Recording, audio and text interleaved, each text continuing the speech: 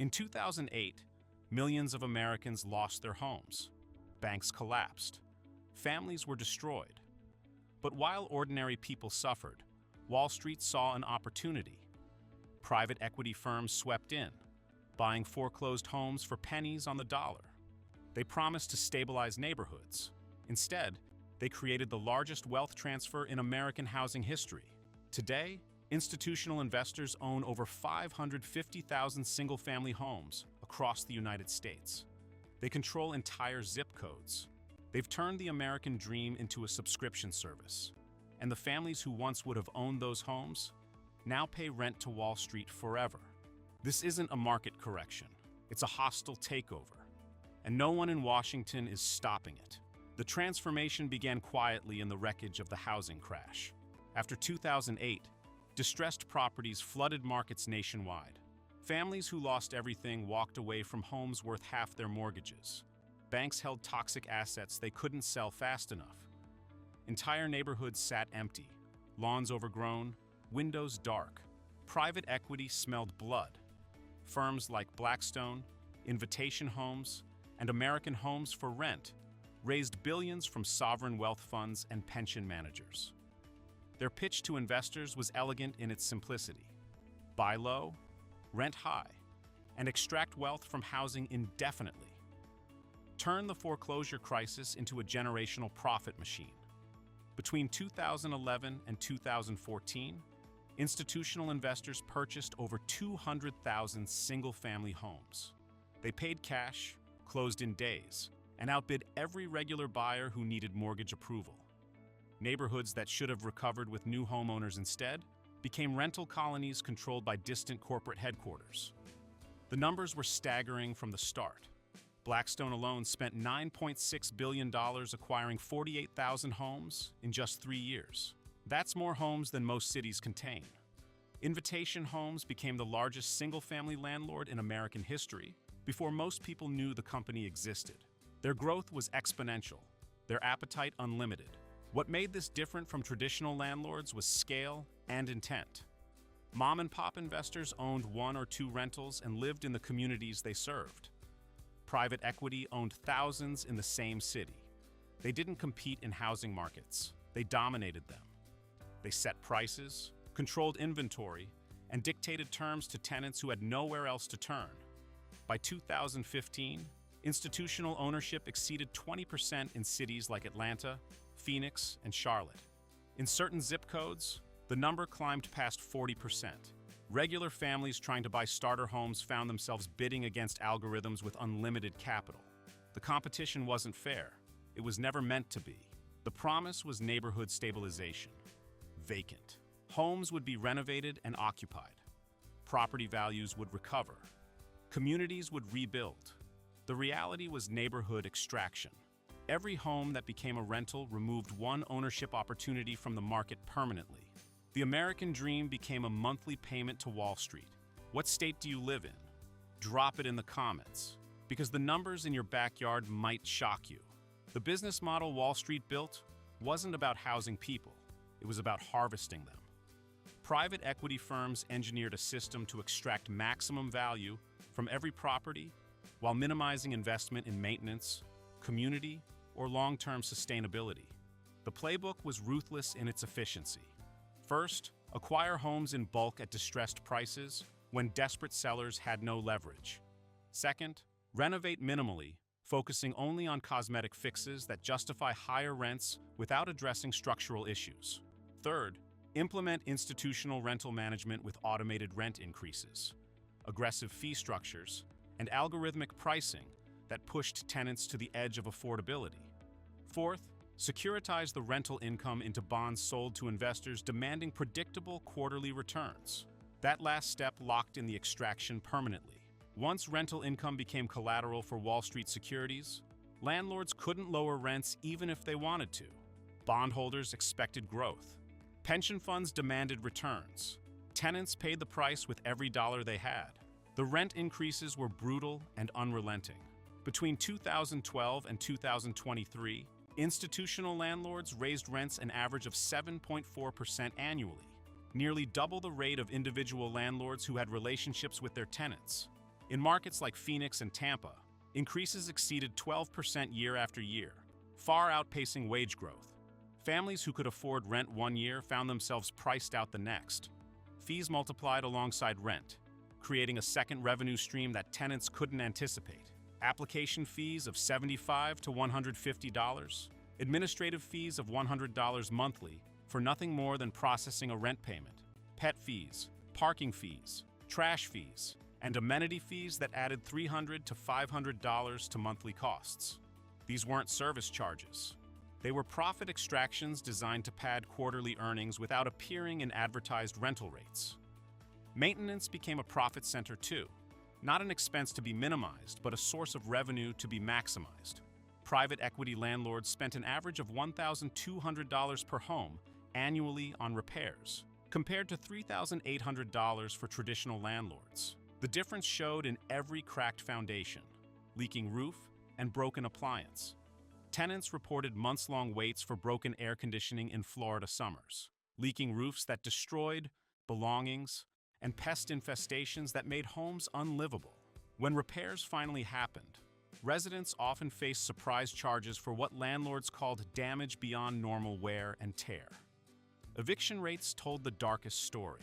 Institutional landlords filed evictions at twice the rate of small landlords. In some markets, the disparity reached 300%.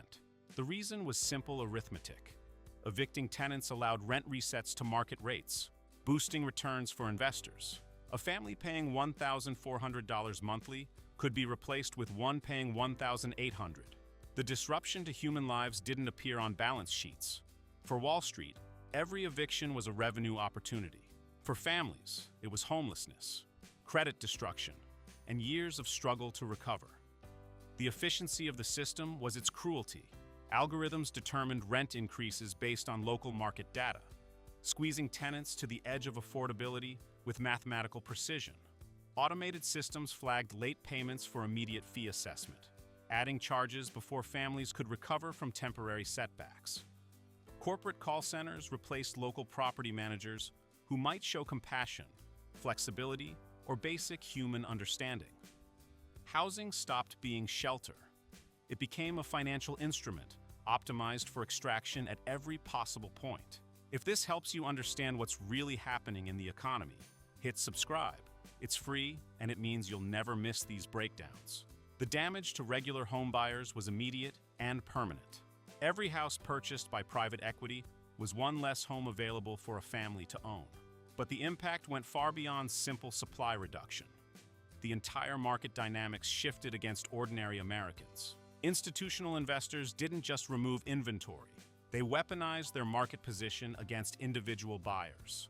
When a family made an offer on a starter home, they competed against firms with instant cash, no inspection contingencies, and the ability to close in 72 hours. Sellers facing two offers, one from a young couple needing 30 days for mortgage approval and one from an investor with cash in hand, made the rational choice every time.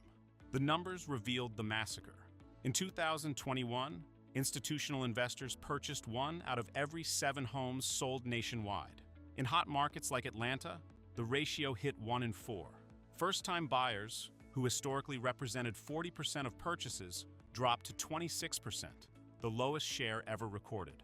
A generation watched their housing dreams evaporate before their eyes. Price escalation followed concentration with mechanical precision. A 2022 study found that neighborhoods with high institutional ownership saw home prices rise 19% faster than comparable areas. The mechanism was straightforward. Fewer homes for sale meant more competition for each listing. Private equity's cash advantage drove prices beyond what mortgaged buyers could match. Every acquisition made the next acquisition easier and regular purchases harder. The down payment crisis intensified as prices climbed beyond reach. In 2010, the median down payment for first-time buyers was 7%. By 2023, it climbed to 13%.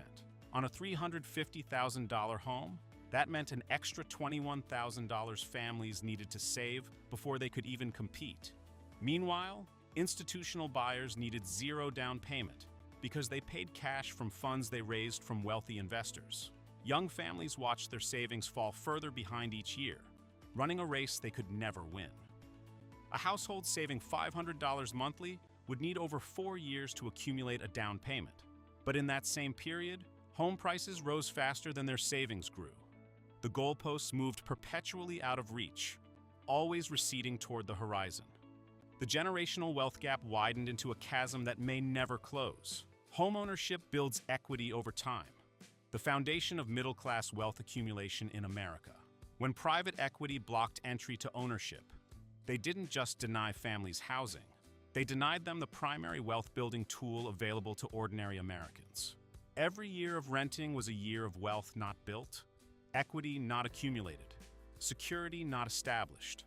A family renting from Invitation Homes for 10 years would transfer over $180,000 to Wall Street. That same money as mortgage payments would have built $90,000 in equity. The difference represented college funds that never existed, retirement accounts that stayed empty, and inheritances that never passed to the next generation. The wealth was extracted and sent to shareholders who already had more than enough. Private equity didn't just buy houses. They bought the futures of families who would never own them. Ever noticed how housing keeps getting more expensive but nobody in charge seems to care? That's not an accident. That's the system working exactly as designed.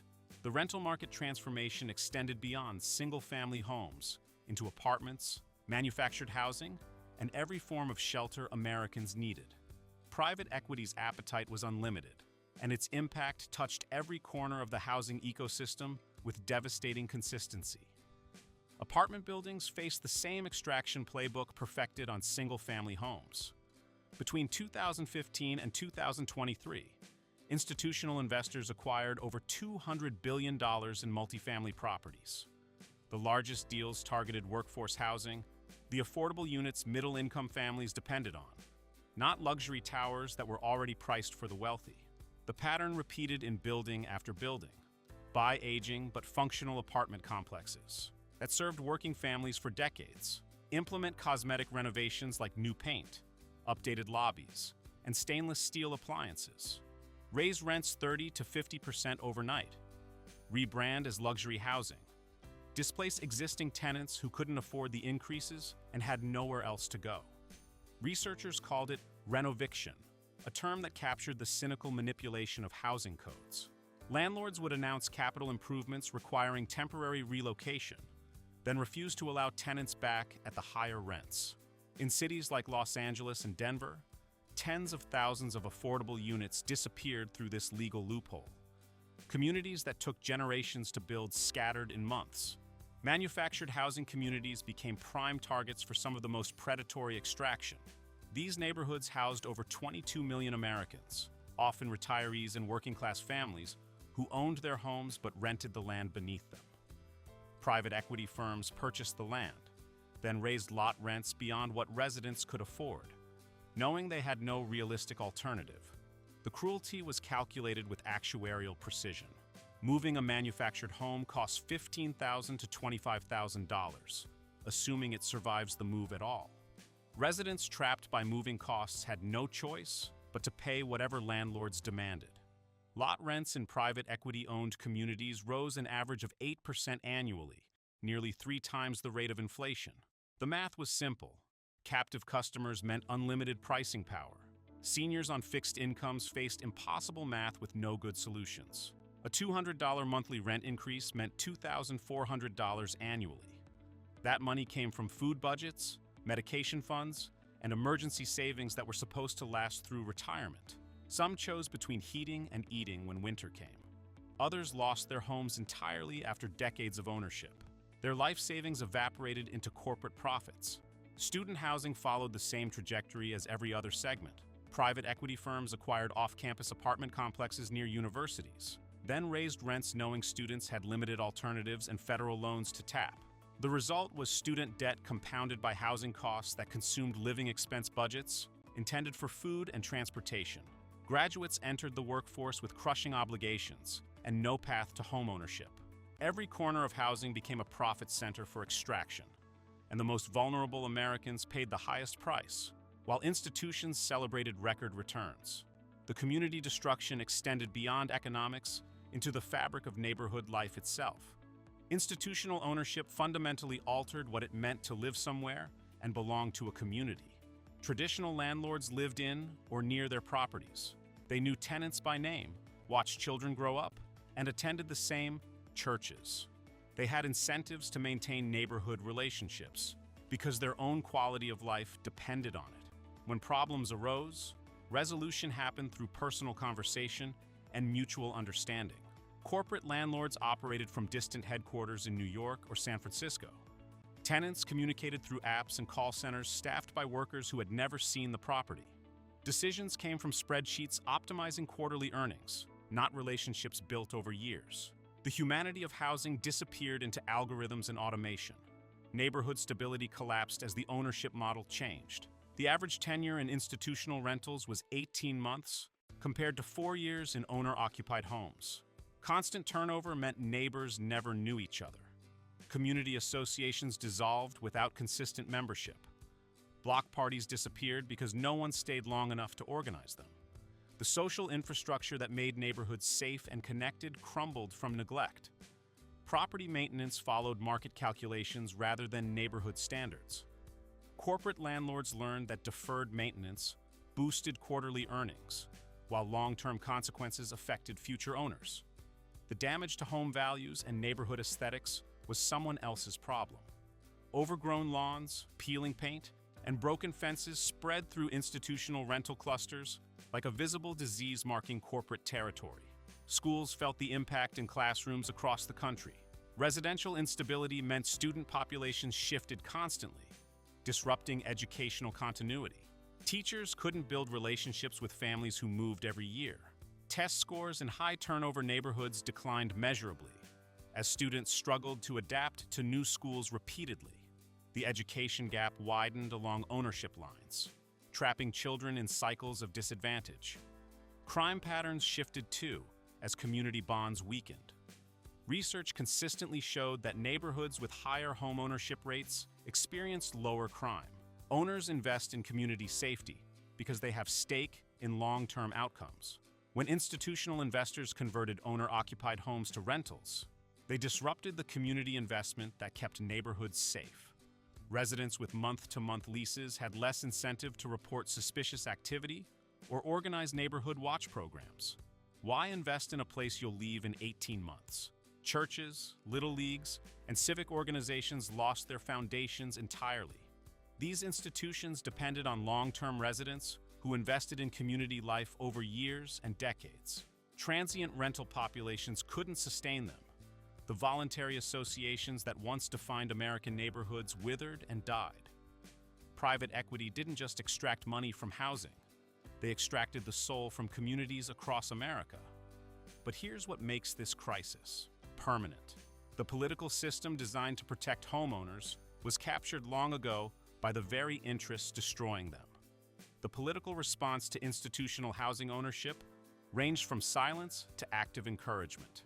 While families struggled to find affordable homes, lawmakers collected campaign contributions from private equity and looked away from the damage. The lobbying numbers revealed the depth of the capture. The real estate industry spent over $120 million on federal lobbying in 2023 alone. Private equity firms contributed tens of millions more to campaigns at every level, from city council to Congress. The return on investment was policy paralysis that protected extraction while families suffered. When legislators proposed restrictions on institutional home buying, bills died in committee without hearings. When cities attempted rent stabilization to protect tenants, state legislatures passed preemption laws written by industry lobbyists. When tenant advocates demanded transparency about ownership structures, regulators claimed lack of authority, while accepting jobs from the firms they should have regulated. The revolving door spun constantly between government and industry. Former congressional staffers became industry lobbyists with deep knowledge of how to kill reform. Former regulators joined private equity advisory boards with salaries that dwarfed their public service. Former legislators collected consulting fees from the firms they once oversaw, monetizing their connections and expertise. The Federal Reserve's monetary policy actively boosted institutional investors while claiming neutrality. Near zero interest rates from 2008 through 2021 meant private equity could borrow billions essentially for free. Quantitative easing pumped liquidity into financial markets that flowed directly into housing acquisitions. The Fed saved Wall Street and handed them the ammunition to buy Main Street's homes. Meanwhile, regular families faced tightening mortgage standards that made ownership harder. Banks demanded higher credit scores, larger down payments, and more documentation than ever before. The system made it easier for Wall Street to buy homes, and harder for families to do the same. The disparity wasn't accidental. It was designed. Tax policy reinforced the advantage at every turn. Private equity firms structured their holdings to defer taxes indefinitely through like-kind exchanges that let them roll profits into new acquisitions. Depreciation deductions sheltered rental income from taxation even as properties appreciated. The carried interest loophole allowed fund managers to pay lower tax rates than the teachers and nurses paying them rent. Local governments discovered their impotence against institutional power. When cities tried to regulate institutional landlords, corporate legal teams tied regulations up in court for years. Smaller, municipalities couldn't afford the fight against opponents with unlimited litigation budgets. They capitulated to avoid bankruptcy, surrendering their communities to extraction. The policy infrastructure that once supported homeownership now supported extraction. The American dream was sacrificed on the altar of campaign finance. Stick around, because the exposed corruption goes even deeper than you think. And the next section reveals how they made this permanent. Internal documents from the largest institutional landlords revealed the permanence of their strategy. This wasn't a temporary trade to be unwound when markets recovered. It was a generational business model designed to extract wealth indefinitely. Invitation Homes' investor presentations projected holding periods of 15 to 25 years. Blackstone's real estate funds measured success in decades, not quarters. The homes they purchased weren't flipping opportunities to be sold when prices rose. They were perpetual income streams generating returns forever. The securitization structures locked in permanence through legal obligation. When institutional landlords bundled rental income into bonds, they created contractual duties to maintain cash flows for 30 years. Selling homes would breach bond covenants and trigger defaults. The properties were effectively imprisoned in rental status by Wall Street's own financial engineering. The capital waiting to enter housing remained staggering in scale.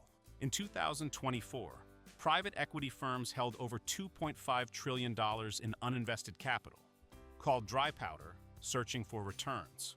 Real estate remained their favorite target because housing demand never disappears. Every market correction would bring another wave of acquisitions, as families lost homes and institutions gained them. The infrastructure for scaled ownership was built and waiting. Property management systems handled thousands of homes with minimal staff through automation. Maintenance networks spanned entire metropolitan areas with standardized processes. Leasing algorithms optimized pricing across portfolios with mathematical precision. The machinery of extraction operated at industrial scale, ready to absorb whatever inventory became available. New entrants copied the model with their own capital. What began with a few major firms metastasized into an industry of extraction. Dozens of institutional investors now competed for single-family homes, driving up prices for each other while driving out families. Their combined firepower dwarfed what individual buyers could muster even collectively. The math of reversal was impossible under current conditions. Converting 550,000 institutional rentals back to owner-occupied homes would require mass sales. But who would buy them? The families priced out of the market couldn't suddenly afford purchases at prices institutions set. The capital gap that created the crisis ensured its permanence. Trust, once broken, doesn't return easily. A generation of Americans learned that homeownership was for investors, not families like theirs. They stopped saving for down payments that seemed forever out of reach. They accepted permanent renting as their fate in a rigged system. The aspiration of ownership faded from cultural consciousness, replaced by resignation. The transformation was structural, not cyclical. Private equity didn't just change who owned homes temporarily. They changed what housing meant in America permanently. This crisis extends far beyond individual families into the foundation of American economic stability. When housing becomes an extraction machine, the entire economy suffers in ways most people never connect. Consumer spending depends on housing wealth in fundamental ways. Historically, homeowners spent more freely because their equity provided security against emergencies. Rising home values made families feel wealthy, encouraging purchases that drove economic growth. When ownership rates decline, that wealth effect disappears and spending contracts. Renters save less and spend more cautiously because they have no cushion. They have no equity to tap in emergencies, no appreciating asset-building security. Their housing costs rise unpredictably every year, forcing constant budget adjustments that prevent long-term planning. The psychological security of ownership, the foundation of middle-class confidence for generations, evaporates. Retirement security crumbles alongside homeownership in devastating ways. For generations, Americans plan to pay off mortgages by retirement, eliminating their largest expense when income stopped. Permanent renters face housing costs until death, payments that never end. A senior paying $1,800 monthly in rent needs over $20,000 annually just for shelter, depleting retirement accounts decades faster than planned.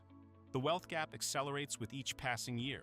Homeowners build equity, while renters build nothing but payment history. Over a 30-year mortgage, a family accumulates hundreds of thousands in wealth. Over 30 years of renting, that same money transfers entirely to landlords. The disparity compounds generationally, creating permanent class divisions between those who bought before extraction and those who came after. Local government finances destabilize as tax bases erode. Property taxes from owner-occupied homes fund schools, roads, and emergency services. When institutional investors consolidate ownership, they challenge tax assessments, appeal valuations, and exploit loopholes unavailable to individual homeowners. Municipal budgets shrink while service demands grow from populations that can't afford to leave. The labor market warps around housing costs in ways that damage productivity. Workers can't relocate for better opportunities because moving requires new deposits, application fees, and credit, checks that eat savings. Employers in high-cost areas face worker shortages because salaries can't cover housing. Productivity suffers when employees commute hours daily from affordable areas. Banking system stability connects to homeownership rates through credit markets. Mortgages perform better than rental payment histories for predicting financial responsibility. When fewer Americans have mortgages, lenders lose data quality for underwriting decisions. The credit system that underwrites consumer spending weakens with every converted owner. The crisis isn't confined to housing markets. It radiates through every economic system Americans depend on. The human cost cannot be measured in statistics alone. Behind every number lies a family whose future was stolen by extraction. Consider the young couple in Phoenix who saved for 5 years for a down payment, sacrificing vacations and luxuries their friends enjoyed. When they finally had enough, they discovered homes in their price range received 15 cash offers within hours of listing. Every property they wanted went to investors who didn't need to wait for mortgage approval. After 2 years of losing bids and watching prices climb beyond reach, they gave up and signed a lease. Their landlord was Invitation Homes, the same company that outbid them. Consider the retired teacher in Atlanta who owned her manufactured home for 20 years, the place where she raised her children and planned to spend her final years. When a private equity firm purchased her community, lot rent doubled in 3 years, on a fixed pension that couldn't grow. She couldn't absorb the increase. She sold her home for a fraction of its value and moved in with her daughter across the country. Her retirement savings evaporated, paying rent in a market she could no longer afford. Her community scattered to the winds. Consider the single mother in Charlotte who faced eviction after her hours were cut during an economic downturn. Her institutional landlord filed paperwork within days of her first missed payment. No payment plan was offered. No conversation occurred. An algorithm determined she was a collection risk, and the eviction machine activated with mechanical efficiency. She and her children spent 4 months in a shelter before finding new housing at higher rent than the apartment she lost. These stories repeat in every city where institutional investors operate. The efficiency that Wall Street celebrates creates suffering at scale. Each optimization that improves returns destroys a family's stability. Each quarterly earnings beat represents thousands of rent increases someone couldn't afford. The children in these families carry the trauma forward into their own lives. Research shows that childhood housing instability correlates with lower educational achievement, reduced lifetime earnings, and higher rates of housing instability in adulthood. Private equity's extraction creates generational cycles of poverty that persist long after the original transactions. The elderly face particular cruelty from a system designed for extraction. After lifetimes of work and contribution, seniors deserve stable housing in their final years. Instead, institutional landlords target them as reliable rent payers with limited mobility and options. Once trapped in leases they can't afford elsewhere, seniors watch their savings drain into corporate profits while their options narrow to nothing. The American promise was that hard work led to security. Private equity broke that promise for millions of families who did everything right and still lost. The question facing America is whether housing will remain a pathway to prosperity or become a permanent wealth extraction mechanism. The answer depends entirely on policy choices that remain unmade. Some states have begun fighting back against institutional extraction. California now requires institutional landlords to register properties and disclose ownership structures that were previously hidden. Minnesota passed laws giving tenants right of first refusal when buildings sell, a chance to own their homes. New York strengthened rent stabilization in neighborhoods with high institutional ownership. But state-level solutions face inherent limits that hobble their effectiveness. Private equity firms operate nationally, while regulations remain local and fragmented.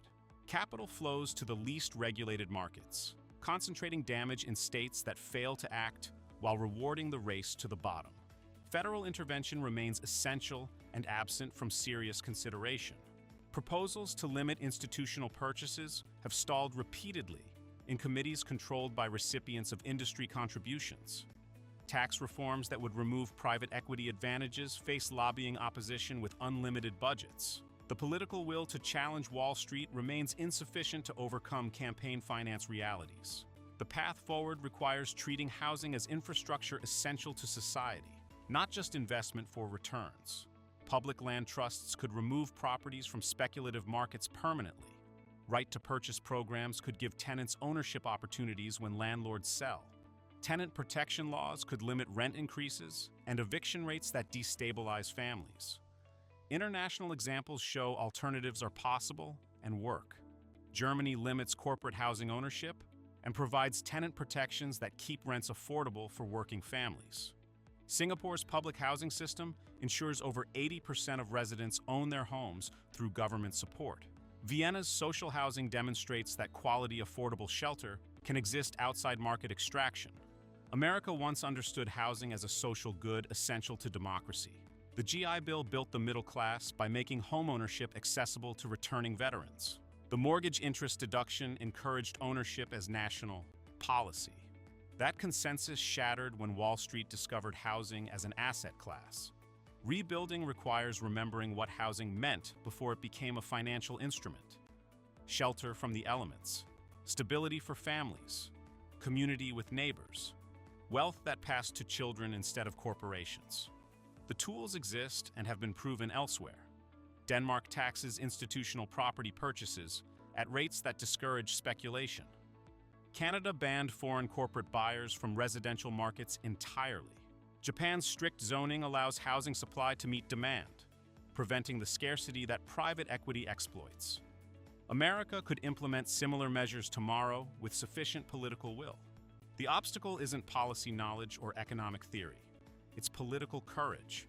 Every reform threatens the profits of donors who fund campaigns. Until voters demand change loudly enough to override lobbying money, extraction will continue indefinitely. The stakes extend beyond policy into national identity and the American story. America promised that hard work led to homeownership and the security it provides. That promise now rings hollow for millions of families paying rent to Wall Street, while their parents' generation built equity and wealth. The crisis nobody talks about is the crisis that defines everything else. Housing determines where children attend school, whether families build wealth, and how communities function.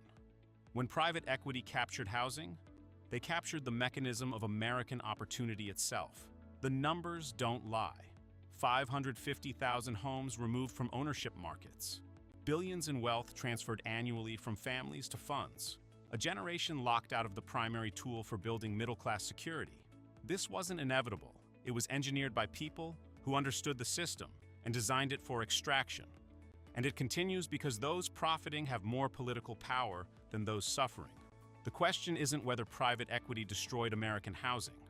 The evidence is overwhelming and undeniable. The question is whether Americans will demand the political changes necessary to reclaim it. Because every month of inaction means more homes purchased by institutions, more families priced out of ownership forever, and more wealth extracted from communities into Wall Street portfolios. The future of the American dream hangs in the balance. And right now, Wall Street is winning. Subscribe now. And if you're watching on TV, tap your remote so you never get blindsided again.